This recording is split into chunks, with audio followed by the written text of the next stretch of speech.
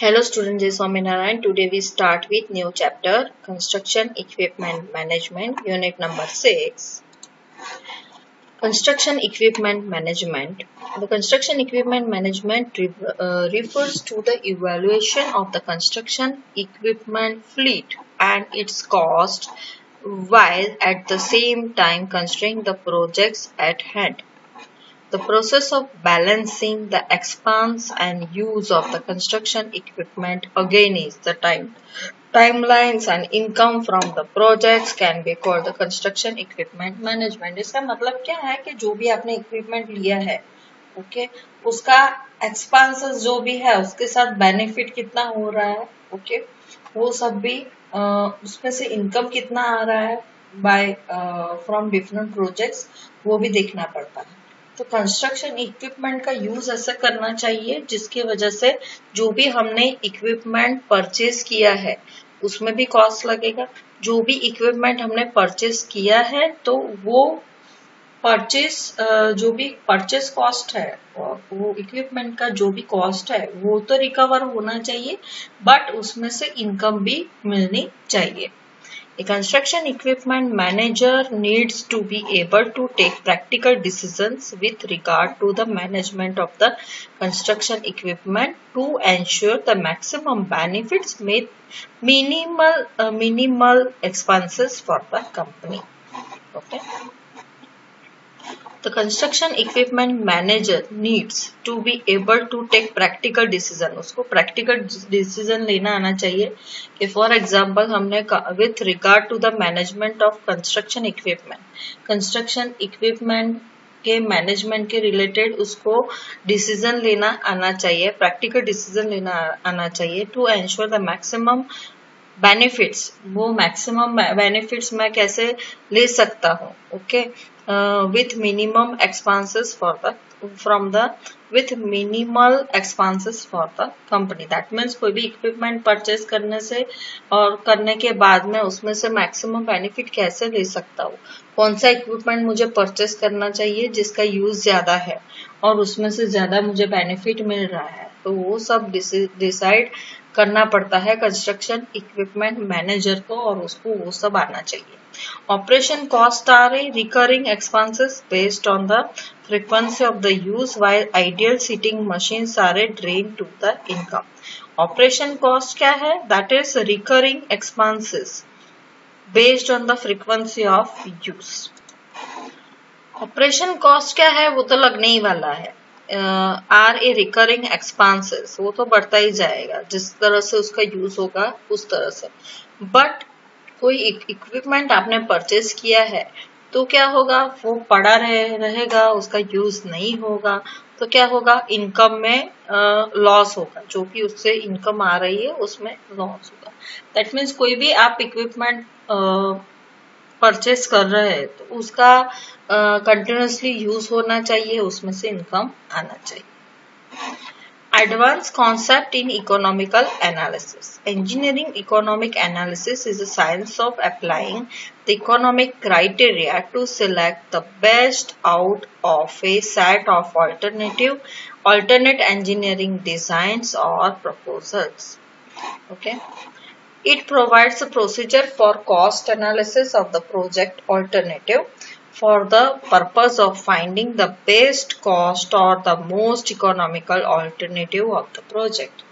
Okay, तो बहुत सारे ऑल्टरनेटिव है। फॉर एग्जाम्पल कि ये इक्विपमेंट है, बट अलग अलग इक्विपमेंट की कॉस्ट अलग अलग होती है, उसका जो भी ऑपरेशंस है वो अलग अलग होता है। तो आपको ये देखना चाहिए कोई भी इक्विपमेंट परचेस करने से पहले कि जो भी इक्विपमेंट आप परचेस कर रहे हो उसका मैक्सिमम यूज होने वाला है, ओके, और बाहर कैसा चल रहा है, बाहर उसका यूज इस तरह इस इक्विपमेंट का है जिसमें से मुझे इनकम मिलने वाली है, तो वो सब बेस्ट। दैट मीन्स आपको कॉस्ट वाइज भी देखना चाहिए और आपको economical alternative of the project, that means उसका यूज भी ज्यादा होना चाहिए, कॉस्ट भी आपको रिजनेबल कॉस्ट में आपको मिलना चाहिए और उसमें ऑपरेशंस इसमें ज्यादा होने चाहिए कि उसका यूज बाहर भी इतना हो जिसमें से आपको इनकम मिल सके।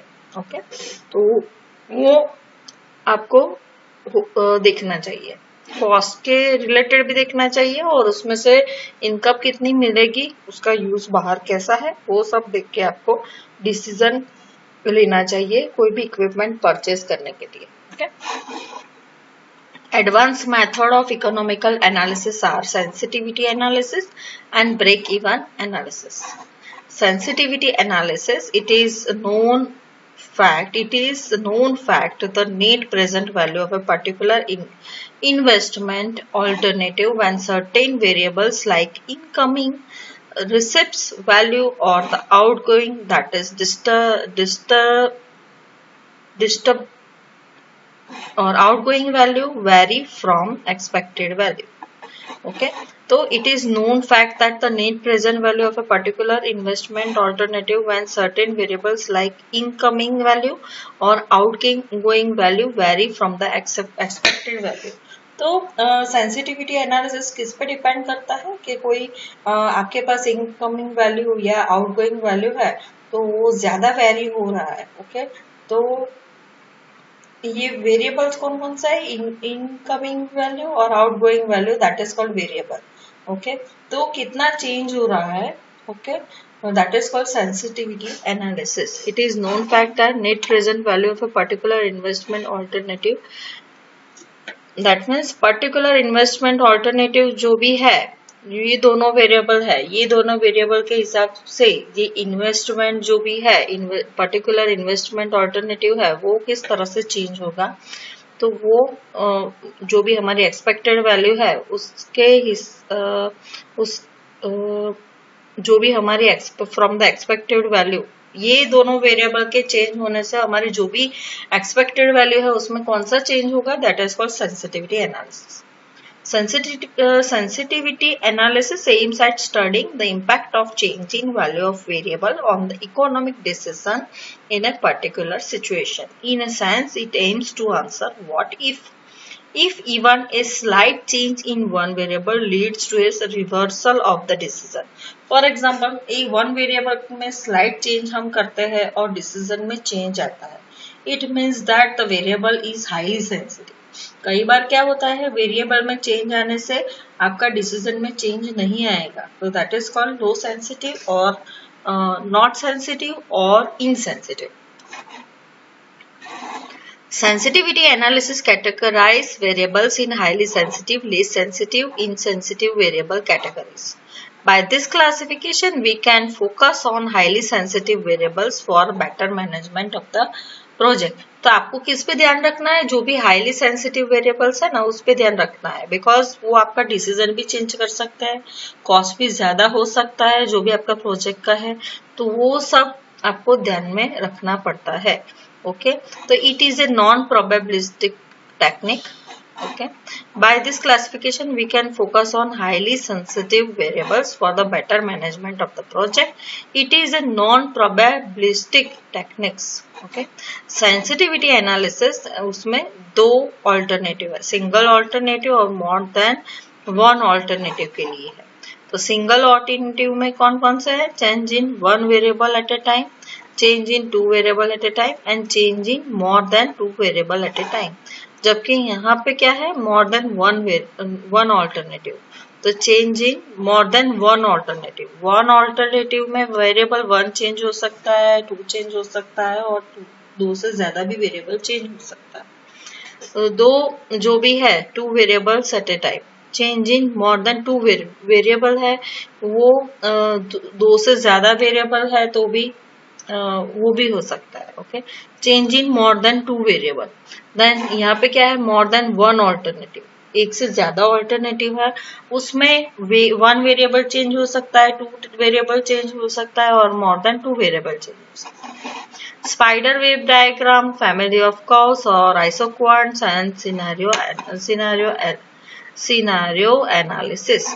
सेंसिटिविटी ग्राफ, ये ग्राफ में क्या है आप देख सकते हो, यहाँ पे इंक्रीज रेट है, देन साल्वेज वैल्यू है, आउटगोइंग है, इनकमिंग वैल्यू है और यहाँ पे एक्स एक्सिस पे percentage of the deviation from the original estimate and net present worth. तो ये सब जो भी हमने लाइनिंग ड्रॉ किया है तो उसमें आप देख सकते हो कि एक पॉइंट है जहाँ पे break even break even point इसको बोलते हैं। तो जो भी intersection of two lines that is called break even point. तब देख सकते हो इंटरेस्ट रेट और इनकमिंग जो भी है उसका जो भी स्लोप है वो ज्यादा इंक्लाइन है, जबकि सैल्वेज वैल्यू और आउट गोइंग का जो भी स्लोप है वो उसका स्लोप कम है। That means sensitivity more sensitive variable में क्या आएगा, इंटरेस्ट रेट आएगा और इनकमिंग आएगा, और नॉट सेंसिटिव में क्या आएगा, सैल्वेज वैल्यू और आउट गोइंग आएगा। The value of incoming at which the net present worth is 0. The value of incoming at which the net present worth value of incoming जहां पे net present worth क्या होता है, 0 होता है। Okay, that is called known as the break even point. Okay, the value of incoming at which the net present worth ये है। Okay, तो value of incoming at net present worth और interest rate, okay, दोनों का जो भी intersection point है, okay, that is called break even point, और net present worth is 0 is known as the break even point. The slope of the sensitivity line indicates the sensitivity of a particular variable. The steeper the slope, the more sensitive the variable is, and vice versa. We can see from the graph that the variables such as incoming and interest rates are highly sensitive variables, whereas outgoings and salvage value are less sensitive. We can also take two variables at same time in sensitivity study. For two variables, we can show the results in the following methods. Two variables के लिए आप results कैसे दिखा सकते हो? That is family of the curves and isoquants. Family of the curves. In this method, one variable is fixed while another variable is varied. तो इसमें one variable fix है और other variable is varied. For example, service life n is fixed. यहाँ पे service life n is fixed है. And net present worth NPW is computed for the value of the incoming R. Okay, तो यहाँ पे n fix है but net present worth जो भी है is computed for different values of incoming R. Incoming R की different values के लिए हमने NPW find out किया है. Okay. Isoquants. In this method, an indifferent line is plotted by varying two different variables. तो इसमें दो वेरिएबल है इसमें. Okay. Say service life n and incoming R. For plotting indifferences line, points n1 r1 and n2 r2 are plotted such that at this point net present worth is 0. Okay. तो for plotting in different line points आपको 2 point ऐसे select करने हैं कि जहां पे net present worth क्या होगा, 0 होगा. Okay, the indifferent line separates acceptance zone. यहाँ पे ये लाइन से 2 पॉइंट के ज्वाइन करने से आपको क्या मिलेगा, एक्सेप्टेंस जोन और रिजेक्शन जोन मिलेगा. Scenario analysis. For involving more than two variables at a time in sensitivity analysis, scenario analysis is most suitable method. In scenario analysis, following scenarios are generated: base scenario, normal scenario, worst scenario. The objective of this method is to get the feel of what happened under the most favorable and most adverse configurations of key variables. Corresponding all this scenario, NPW is net present worth is calculated for ease of taking the better decision. Okay. Scenario analysis is superior method than sensitivity analysis because it considers more than two variables at the same time. However, it has following limitations. It assumes that there are a few well delineated scenarios which may not be true in many cases. There is a huge requirement of data to perform the scenario analysis. तो ये सब उसका limitation है कि it assumes that there are a few well delineated scenarios which may not be true in many cases. Okay. और दूसरा क्या है कि उसके लिए ह्यूज डेटा चाहिए, ये सिनारियो एनालिसिस करने के लिए है। दो limitation, break even analysis. In this method more emphasize is given on finding the break even point at which the reversal of the decision takes place. It means to know minimum returns of the equipment or minimum amount of production required to recover money invested is called the break-even analysis. It means break-even analysis क्या है? Okay, तो it means to know the minimum returns of the equipment or minimum amount of production. Return कितना मिल रहा है, minimum amount of production कितना required है to recover the money invested is called the break even analysis. The minimum quantity at which the loss is avoided is called the break even point. The minimum quantity at which the loss is avoided is called the break-even point. The break-even analysis is also called the cost-volume profit analysis. तो for example total cost ये है और उसमें से revenue इतना हुआ। Okay, तो यहाँ पे आप देख सकते हो this one is your variable और this one is your fixed. तो ये जो पॉइंट प्रॉफिट और लॉस का जो भी इंटरसेक्शन पॉइंट है that is called break even point. Okay, this one is also called the break even point. Variable cost, fixed cost, then fixed cost है, this one is your variable cost है, तो this one is your loss। Okay, इसको loss बोलते हैं और इसको क्या बोलेंगे, प्रॉफिट बोलेंगे। ब्रेक इवन पॉइंट के बाद जो भी पोर्शन है this one is called profit और this portion is called loss. यहाँ पे आप देख सकते हो मैकेनिकल हॉइस्ट है। ओके, तो उसका cost number of the components lifted. Okay, और इसमें से ये एक लाइन मिलेगा दैट इज मैकेनिकल हॉइस्ट है। देन हैंड हॉइस्ट है तो इसका ग्राफ ऐसे मिलेगा। मैकेनिकल हॉइस्ट है तो इसका कॉस्ट और नंबर ऑफ कंपोनेंट्स का लाइन ऐसे मिलेगा। तो आपको एक पॉइंट मिला जहाँ पे this one is called break even point. Hand hoist is economical, okay, and mechanical hoist is also economical. Assumptions of the break-even analysis. All the cost and volumes are known. Cost-volume relationships are linear, that means linear, that means line मिलेगी. All outputs can be sold. Okay. Advantages of the break-even analysis. It is simple and easy to visualize. It focuses on the profitability. Okay. Profit कितना मिल रहा है उस पे focus होता है। It uses both algebraic and graphical display. Break-even point is equal to fixed cost divided by total sales revenue minus cost to make the product. Limitation of the break-even analysis. The charts are only true within limit they are based on. कभी है within limit है तो charts को हम सही बोल सकते हैं। okay? तो उसका लिमिटेशन है। ओके, तो जो आपको लिमिट दिया है उस लिमिट में आप चार्ट ड्रॉ कर रहे हो दैट इज करेक्ट। नहीं तो वो चार्ट कैसा बोल सकते हैं आपको, कैसे बोल सकते हैं आपको, जो भी चार्ट है उसको हम रॉन्ग बोल सकते हैं। इनडायरेक्ट कॉस्ट में change at different levels of output. Variables में not give a straight line chart. Okay, total revenue curve में bend due to the discounts.